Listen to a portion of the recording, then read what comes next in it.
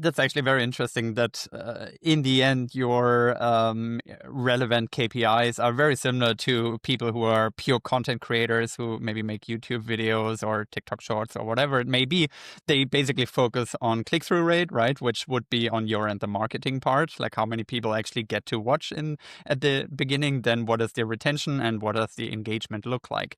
And if you have retention that is upwards of 25 minutes, sometimes that's massive. I mean, that is so wild. As you said, in the world that we live in, where it's always instant gratification, where people keep scrolling through hundreds of videos in one TikTok session, to be able to captivate them for as long as you do, that's super impressive.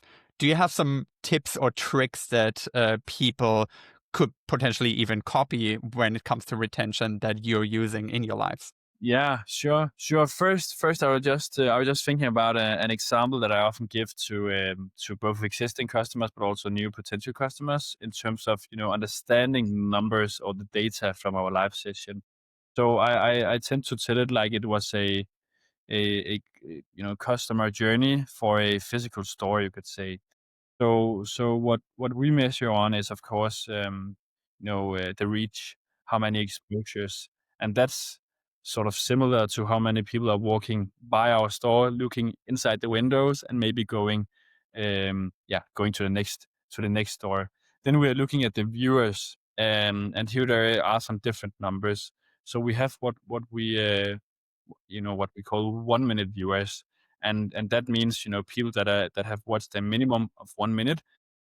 And with my words, it also means that they have actually invested some times in discovering this, and that's how many people who are going inside our physical store. Then we also have the peak viewers for how many have been inside our store at the same time. So that could be maybe 500 or 1,000, and often it's a lot more than many of our customers experience in their physical retail. They at no time they've had so many customers inside their physical store at the same time. Then there's the comments. Are they having fun? Are they asking questions to the people in the store? Are they talking with each other as well? That also tells a lot about the experience. All in all.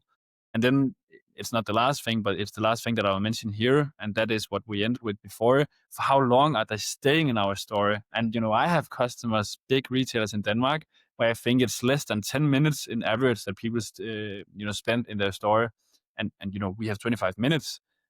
So it's a very deep impression. It's a very deep impression, and that you know that's a perfect way to talk about your next question you had here, Moritz, because how do you do? People want to do this, of course. And basically, you need to make sure, first of all, that the things that you are promising in your marketing plan, or what you're telling the customer, you need to live up to that when going live. Because otherwise, we will start, maybe if we have promised more than we can deliver, we will start on a very high, and then it will just fall. And as I said, if people are writing shop 20, shop 20, shop 20 for this shirt, I'm more willing to buy it. And the same thing, if I can see maybe 400 people just walking, out from my live store or my live shipping show, maybe I should do the same because they did it for a reason. So first off, you need to deliver what you promised, so you can have a static, if you can call that, retention line.